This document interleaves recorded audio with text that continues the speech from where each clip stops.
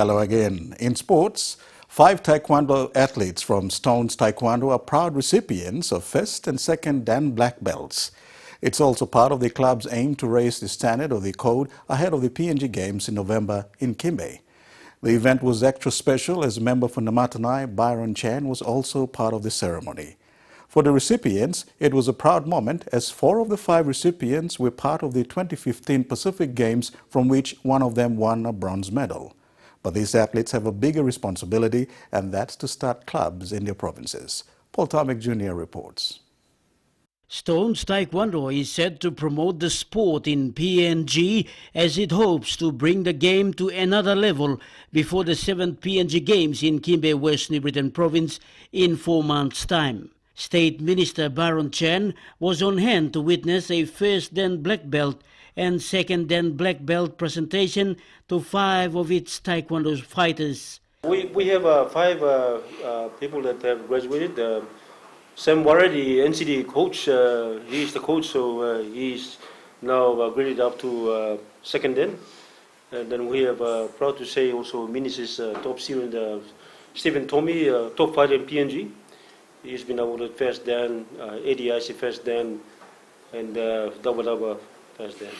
He said one of Minister Byron Chan, who is also a black belt, also had a student from New Ireland teaming up with Stones Taekwondo. We're very much excited, I believe, looking towards the PNG Games, getting ourselves organized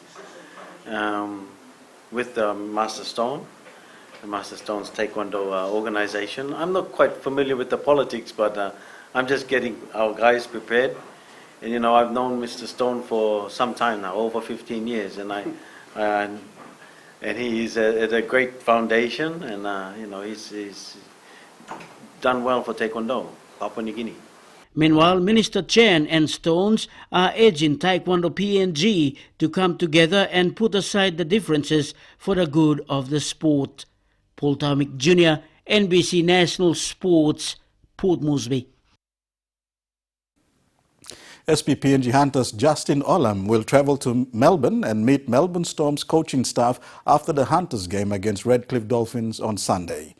PNG Rugby Football League Chief Executive Officer Bob Cartmore said Olam will train with the Storms and get to see his new home at the end of this year. Paul Tomic Jr. reports. PNG RFL CEO Bob Cartmore said they are waiting for the registration and endorsement by the NRL, and when that is done, an official announcement will be made. He said Justin has already met with Storms coach Craig Bellamy during the Storms game against Brisbane Broncos 2 weeks ago. Bellamy invited Justin to travel to Melbourne to see his new home and meet the other staff. Olam travels to Melbourne this Sunday after the Hunters game against the Redcliffe. He will start training with the Storms on Monday and Tuesday and return on Wednesday. Olam said he is grateful for the opportunity given. Olam will play out rest of the season with the SP Hunters and join the Melbourne Storm in late October and early November for pre-season training. He said his focus now is playing well for the SP Hunters and get into the finals. Coach Michael Marum said Olam has been playing well every week and is happy for the youngster to make it into NRL. Paul Tomic Jr., NBC National Sports, Port Moresby. The High Performance Sports under the PNG Sports Foundation today unveiled their new look logo at the Taurama Aquatic Indoor Centre. This is a new step forward for the high performance team, as with it comes new development for sports in PNG. Neil Alemai reports. The administration, management and promotion of sports in PNG continues to soar. Its success is even more evident in its athletes' performance both national and internationally. The PNG Sports Foundation and the High Performance Sports has been identified as key players in sports development. Yesterday was an extra special event for sports, and in particular the High Performance Sports Centre, after it launched its new logo. Sports Minister Justin Kachenko praised the High Performance Sports for another milestone and highlighted its importance in the country. But at the end of the day, we need something standalone. We need a high performance centre that can cater for all the sporting needs, and especially all the sporting codes that have athletes that want to take themselves to the next level, we need to have something that will suit their requirements. 2, 3, go! The milestone coincided with a cake signifying its second year of operation in the country. High Performance Director Aaron Alsop says there are more plans for the development of sports through high performance. One of these developments is the University Sports Partnership that High Performance the untapped talents in PNG. One of the other areas that's really exciting for us now with High Performance is our partnership that we're doing through university sport. This is a big untapped area of sport potential and pathways that we haven't looked into in the last couple of years, with the attention being on the Pacific Games. But we've already starting to track about 20 athletes that are looking to participate at what's called the World University Championships, called the Universiade, which is in Taipei next year. Cheers. Neil Alemai, NBC National Sports, Port Moresby. The Oceania Sports Education Program course concluded on Wednesday in Port Moresby after 2 weeks of intense training. Master educators and educators took part in the training. Paul Tomic Jr. reports. After 2 weeks of an intense Oceania Sports Education Program held in Port Moresby's Sir John Guy Stadium, National Sports Institute Sports Excellence Manager and the OSEP Master Educator were mentoring educators. Then educators mentored the coaches and administrators. So it was a very intense program, but I see myself as competent in delivering these sports education courses in Papua New Guinea. He said as they train master educators, they will have to fulfill some of the requirements within the next 12 months.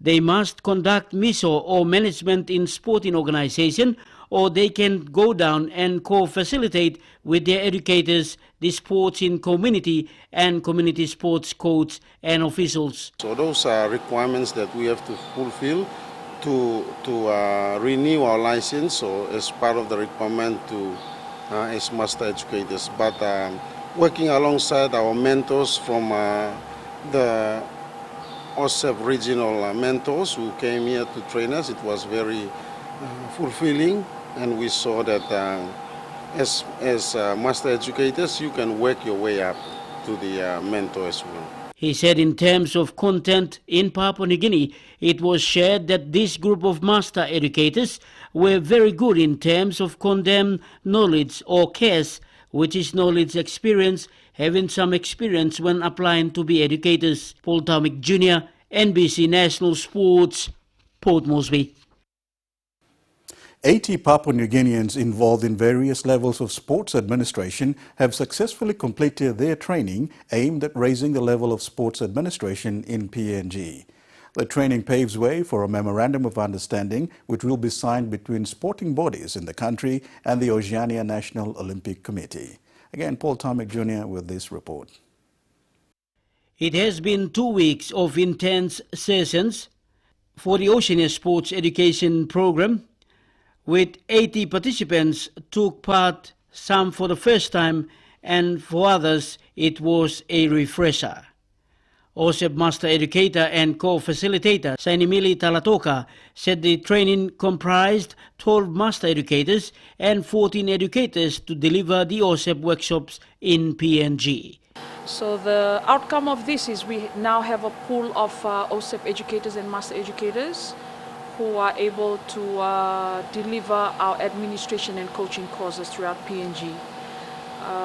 As of now, we are meeting with the Sport Foundation directors to work towards signing a memorandum of understanding with ONOC so that they become the training provider for sport here in PNG. PNG Sports Foundation directors and the National Sports Institute Director and Sports Excellence Manager Jeffrey Gideon also had discussions on the MOU that will be signed with Oceania National Olympic Committee. In terms of next steps, we are moving towards finalizing the groups that the Sport Foundation will work with, the targets from wards, districts, provincial level, the LLG levels as well, and then hopefully see how we can work through them to reach the population and better prepare the provincial teams going to the PNG games. Sainimile said the bar is now raised up another level. She said what they have seen is that the resources is very current in PNG